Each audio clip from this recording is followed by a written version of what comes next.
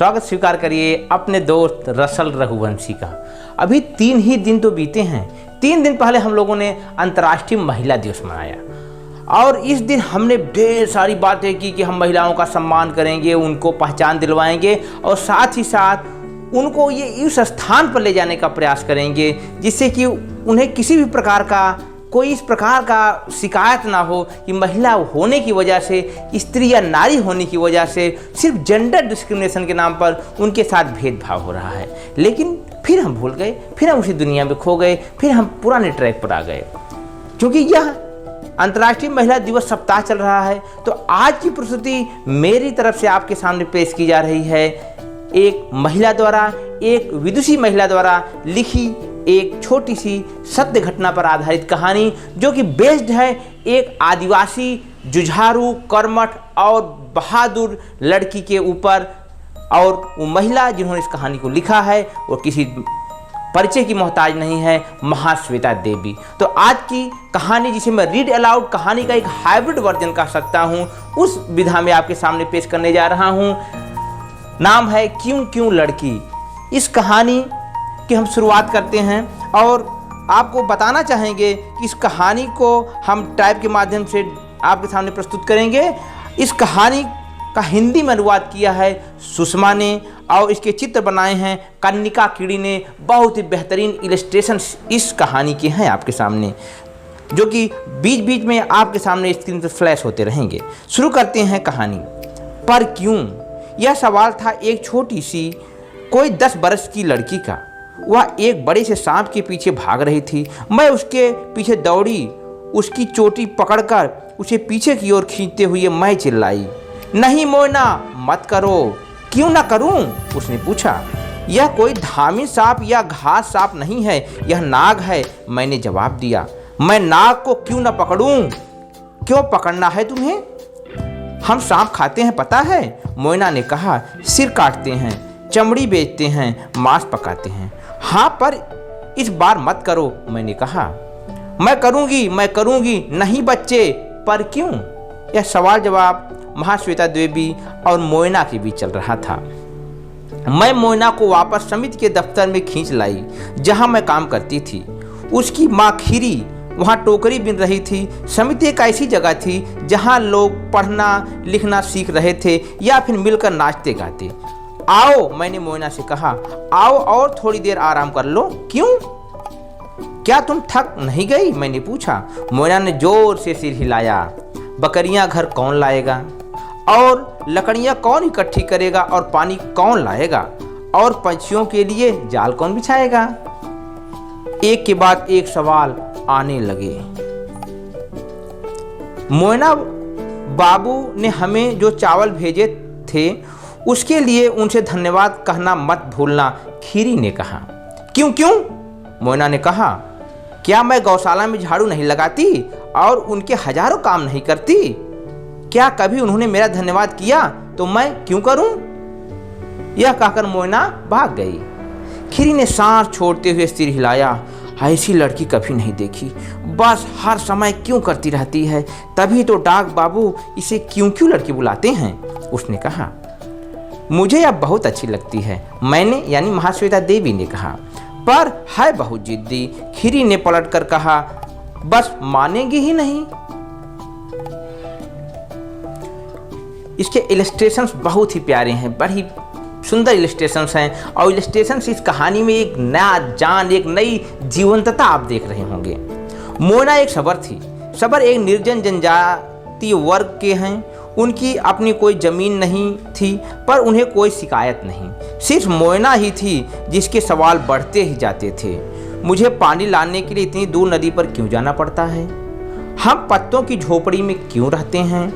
हम दिन में 2 बार भात क्यों नहीं खा सकते?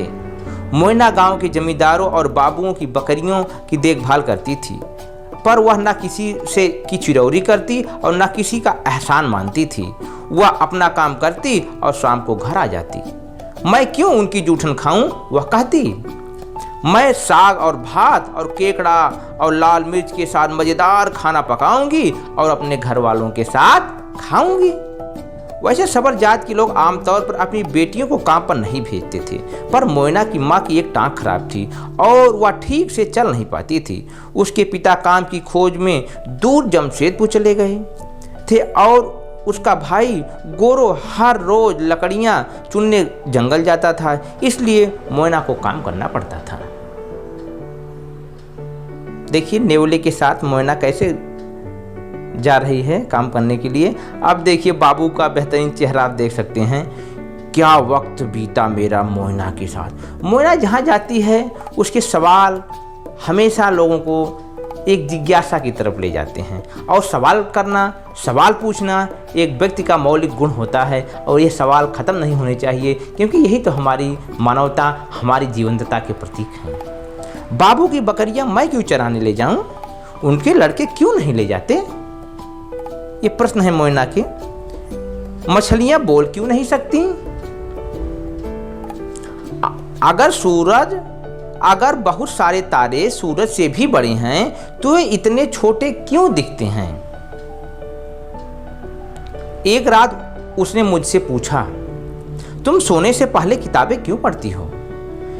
क्योंकि किताबों में तुम्हारे क्यों के उत्तर हैं, मैंने कहा, और पहली बार मोयना चुप रही। उसने कमरे की सफाई की, पेड़ पौधों को पानी दिया और नेवले को मछली खिलाई। फिर वह मेरे पास आई और कहने लगी, मैं पढ़ना सीखकर अपने सवालों के जवाब खोजूंगी। जब मोयना बकरियां चराती तो दूसरे बच्चों को वह सब बताती जो उसने मुझसे सीखा था। बहुत सारे तारे सूरज से भी बड़े हैं, पर वे इतने दूर रहते हैं इसलिए छोटे नजर आते हैं। सूरज पास होता है इसलिए बड़ा दिखता है। मछलियां हमारी तरह बोल नहीं सकती, पर उनकी अपनी मछली भाषा होती है जो मूक होती है। पृथ्वी गोल है, क्या तुम जानते थे? इलस्ट्रेशंस देखिए किस प्रकार से मोयना संवाद स्थापित कर रही है अपने साथी दोस्तों के साथ। 1 साल बाद जब मैं गांव लौटी तो सबसे पहले मैंने जो आवाज़ सुनी वह थी मोयना की आवाज़। स्कूल बंद क्यों है? उसने समिति के अंदर आते ही मालती को ललकारा, साथ में एक मिमियाती बकरी को खींचे होते हुए। क्या मतलब है तुम्हारा? क्यों? मालती ने पूछा। मैं भी क्यों ना पढ़ूं? मोयना ने पूछा। तुम्हें रोक कौन रहा है? पर यहाँ तो कोई पढ़ाई हो ही नहीं रही। आज के लिए स्कूल बंद हो चुका है, मालती ने समझाया। क्यों? क्योंकि मोयना, मैं सुबह 9 से 11 बजे तक पढ़ाती हूँ, मालती ने कहा। मोयना सर पटक कर बोली, फिर समय बदलते क्यों नहीं? सुबह मुझे बकरियों को चराने ले जाना होता है, मैं बस 11 बजे के बाद ही आ सकती हूँ। मुझे पढ़ाओगे नहीं तो मैं सीखूंगी कैसे? मैं उस बुढ़िया से, यानी कि मुझसे कह दूंगी कि हम गाय बकरियां चराने वालों में से कोई भी नहीं आ सकता अगर समय बदला न गया तो। तब उसने मुझे देखा और अपनी बकरियों को लेकर भाग गई।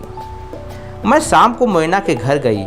रसोई में चूल्हे के पास बैठी वह अपनी छोटी बहन और बड़े भाई को बता रही थी, एक पेड़ काटो तो 2 और उगाओ। खाने से पहले हाथ धोने चाहिए, पता है क्यों? नहीं तो पेट में दर्द होगा। तुम्हें कुछ नहीं पता, जानते हो क्यों? क्योंकि तुम समिति में पढ़ने नहीं जाते हो। इलस्ट्रेशंस पर ध्यान दीजिए आप लोग। आपको मालूम है गांव की प्राथमिक पाठशाला में प्रवेश पाने वाली पहली लड़की कौन थी? मोयना अब 18 वर्ष की है। वह समिति में पढ़ाती है। अगर आप वहाँ से गुजरें तो जरूर आपको उसकी उतावली रौबीली आवाज़ सुनाई देगी। आलसी मत बनो, मुझसे सवाल पूछो मच्छरों का नाश क्यों कर देना चाहिए? ध्रुव तारा हमेशा आकाश के उत्तर में ही क्यों होता है? और दूसरे बच्चे भी पूछना सीख रहे हैं, क्यों? मोयना नहीं जानती, मैं उसकी कहानी लिख रही हूँ। अगर जानती तो कहती, मेरे बारे में लिख रही हो क्यों? ये प्यारी सी कहानी थी, मुझे उम्मीद है आपको पसंद आई होगी। देखिए मेरा अपना मानना है कि हमें अपने प्रश्नों के साथ जीना चाहिए, उनके उत्तर के लिए जद्दोजहद करनी चाहिए। और जिस दिन हमने प्रश्न पूछना बंद कर दिया और उनके उत्तर ढूंढने बंद कर दिए, उस दिन से ये मानव सभ्यता, यह लोकतंत्र सब प्रश्न चिन्ह के पे खड़े हो जाएंगे। मुझे उम्मीद है आपको ये कहानी अवश्य अच्छी लगी होगी, पसंद आई होगी। आप अपने विचार, अपनी सोच, आपकी क्या समझ विकसित हुई इस कहानी के माध्यम से, आप कमेंट के माध्यम से मुझे तक प्रेषित करने का प्रयास करिए। मैं प्रयास करूंगा कि हम इसी प्रकार से लगातार जुड़े रहें, और इस उम्मीद के साथ कि अगले सप्ताह फिर मैं आपके सामने एक नई कहानी रीड अलाउड या फिर एक कविता के सामने उपस्थित होऊंगा। तब तक आप खुश रहें, आबाद रहें, अपने अपनों का ध्यान रखें। बहुत बहुत धन्यवाद। नमस्कार।